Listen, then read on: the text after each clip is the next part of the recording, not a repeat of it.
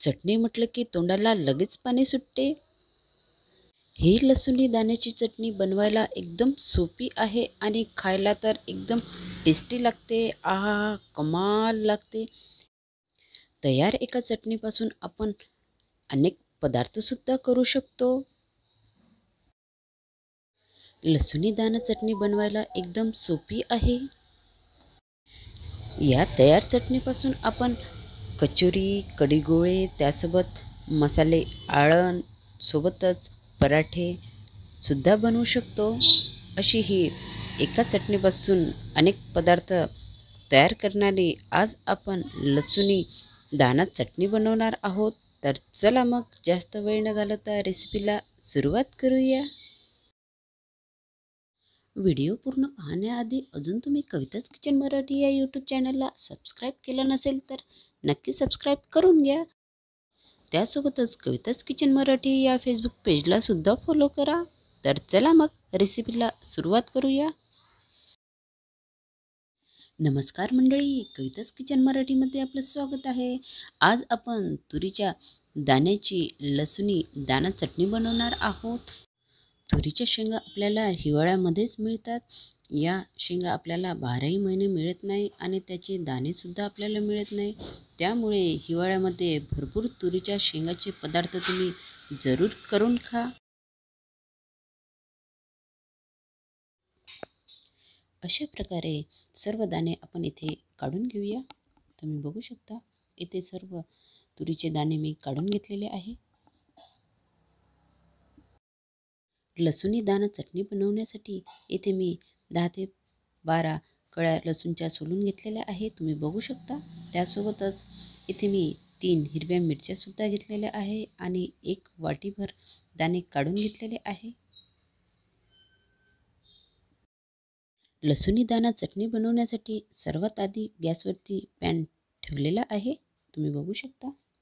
या पॅनमध्ये आपण फक्त 1 चम्मच तेल घालूया आणि जे तुरीचे दाणे आहे ते छान भाजून घेऊया।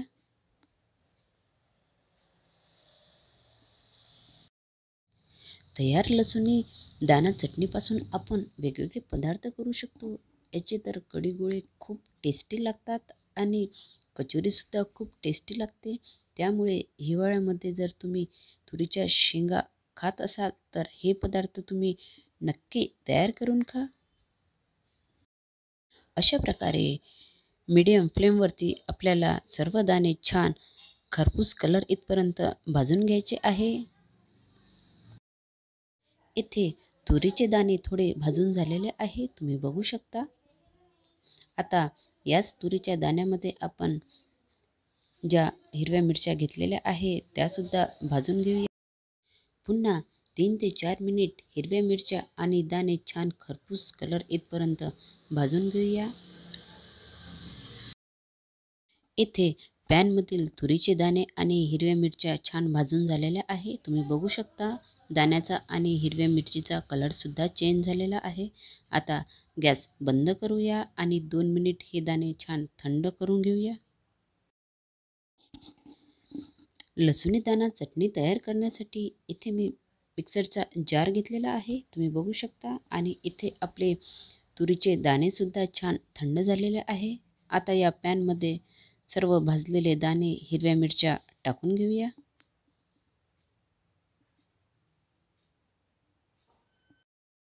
त्यानंतर यामध्ये लसूण घालूया। लसूण भरपूर प्रमाणात घाला, त्यामुळे जी आपली लसुणी दाणा चटणी आहे ती खूप छान टेस्टी बनते। त्यासोबतच 1 ते 1.5 चम्मच मी इथे जिरा घालत आहे।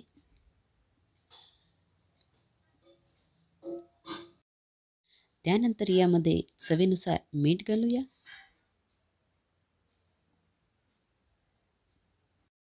त्यानंतर चटणीचे हे मिश्रण छान दरदरीत छान बारीक करून घेऊया। लसुणी दाणा चटणी बारीक करत असताना यामध्ये आपल्याला पाण्याचा अजिबात वापर करायचा नाही आहे। तुम्ही बघू शकता इथे छान मस्त अशी लसुणी दाणा चटणी तयार झालेली आहे। चटणी बारीक करत असताना ती थोडी दरदरीतच ठेवायची, त्यामुळे दाण्याची जी टेस्ट आहे ती छान आपल्याला लागत असते. या चटणी येथे आपली लसूणी दाणा चटणी तयार झालेली आहे. तयार चटणी एका भांड्यामध्ये काढून घेऊया. या चटणीपासून आपण अनेक पदार्थसुद्धा तयार करू शकतो. मुख्यतः म्हणजे कढी गोळे, त्यासोबतच कचोरी. याची कचोरी तर खूप भारी लागते. अशाच प्रकारे आपण मिश्रण आणि सारण तयार करून घ्यायचे आणि तयार करायच्या. ही लसूणी दाणा चटणी खायला एकदम टेस्टी लागते. ही चटणी छान ड्राय असल्यामुळे पाण्याचा यामध्ये अजिबात वापर नसल्यामुळे ही चटणी फ्रीजमध्ये छान आरामामध्ये 8 दिवस तुम्ही स्टोअर करून ठेवू शकता. आणि जेव्हा कधी तुम्हाला जेवणासोबत ही चटणी खायची असेल त्यावेळेस मस्त तेल गरम करून घ्यायचे आणि यावरती टाकायचे आणि मस्त या चटणीचा आस्वाद घ्यायचा. भाकरीसोबत तर ही चटणी खूप खूप खूप टेस्टी लागते.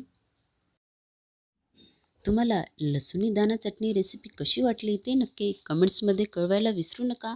आणि अजून कविताच किचन या मराठी यूट्यूब चॅनलला सबस्क्राईब केलं नसेल तर नक्की सबस्क्राईब करा. सोबतच कविताच किचन मराठी या फेसबुक पेजलासुद्धा फॉलो करा. व्हिडिओ आवडल्यास लाईक करा, सबस्क्राईब करा, शेअर करा आणि असेच माझे नवनवीन व्हिडिओ बघत राहा. तोपर्यंत स्वस्त खा आणि मस्त राहा.